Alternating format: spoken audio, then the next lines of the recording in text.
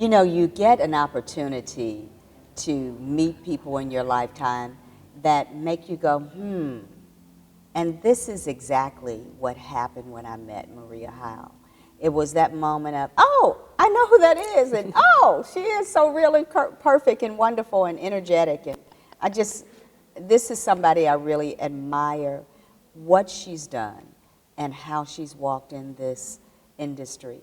And it's not necessarily, Maria, the easiest industry to walk through. Not at all. Especially as women, especially as African American women. And let's just, I'm just going to lay it all out there. This is not an easy journey. No. But you got an opportunity to be in one of the most talked about films in history, The Color Purple. Yeah. And you got this pivotal role.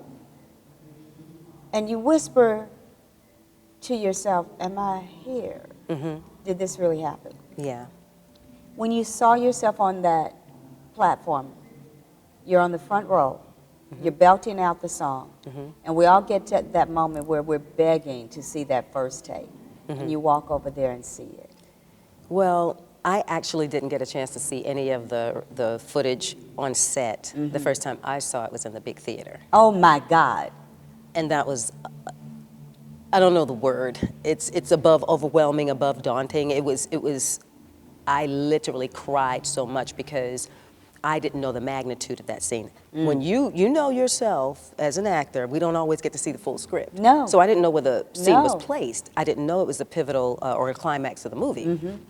And so there were rumors on the street about they cut so much of the film. So I'm thinking I got cut. Yep. You know. Yep.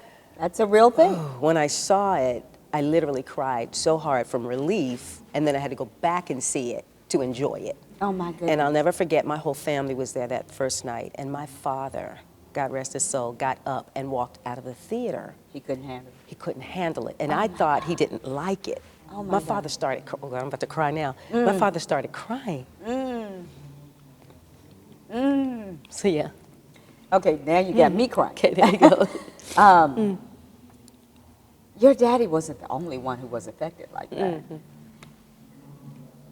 The connection between a father and daughter resonates with us. When that connection occurs, you don't expect it to occur to millions of people around the world. No, not at all.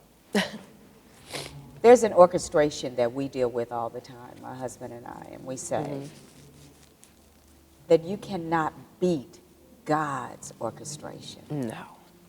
Or his timing. Or his timing. He would place you in that role to sing that part. That's right. Your father in the audience, you had not seen it, and he has to walk out to collect himself. Yeah. That is a moment that you will never forget.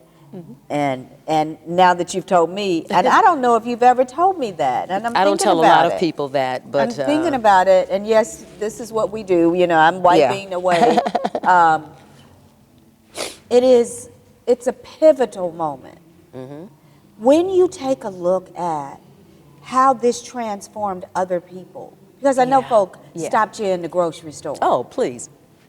This was during the time when cell phones weren't that popular, and people knew your house phone number, and they were calling my mom's house. You know what I mean? To talk about it.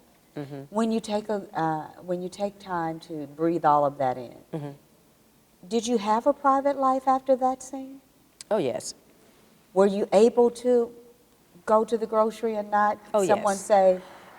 Well, let me divulge something right now. Early in my life, in the career, I prayed. You got to be careful what you pray for, though.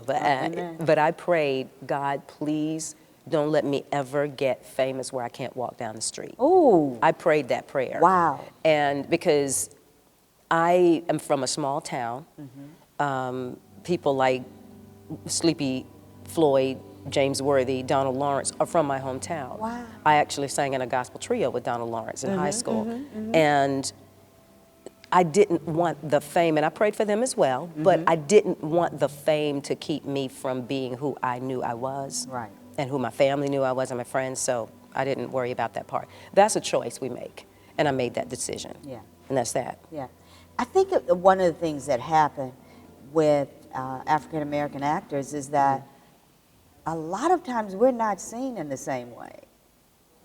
I agree. And so if we are outside of our element, if you will, or outside of our hometown, there is a, that face is familiar, Yeah. but not necessarily the knowing of who it is. Exactly. But inside of you, there were some transformative things happening.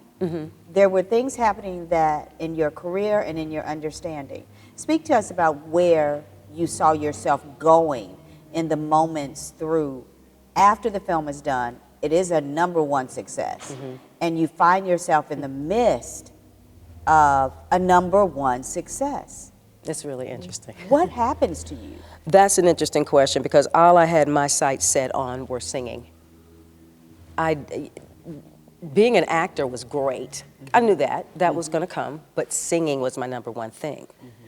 So at the wrap party of The Color Purple, the band that was performing asked me to be a part of the band.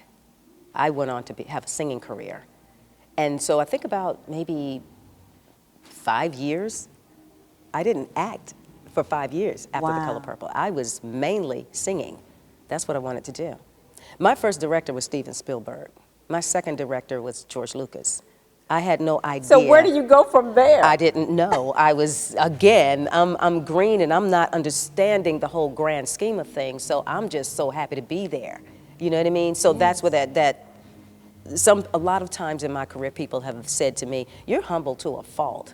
Because my focus is what the next step is. I'm not really thinking about the big picture of fame. Now, I didn't say I didn't think about the big picture, but I didn't think about fame. I was Were never you afraid really. of fame? No, I don't think so. I don't think so. That was not my focus. It was not in you. It was about work, right? It was about working, doing good work, leaving and I know now how to articulate it, leaving a legacy of faith. So that was my main focus. That's good stuff. You know what I mean? Yeah, I do. Helping leave something for the next generation. I'm Well, the oldest. and that brings me to my next question.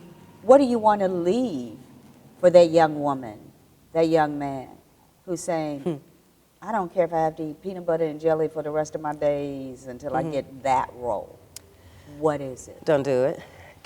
Keep your priorities in order. And, you know, you talk about it a lot. You and your husband talking about Christ over career. Yes. It's just simple as that. I know it's not easy, but it's as simple as that. Simple as that. I've turned down many, many roles where I remember one major role that they asked me to do, and I was like, no, because it required taking my clothes off. And I'm not doing that. Yeah. And I want to leave that knowledge and that confidence in younger actors. You don't have to do that. Right. If you do it, they're going to keep on making those kinds That's of things. it. I'm And not that's all you're gonna throwing have. shade on anybody because everybody's at a different place in their journey.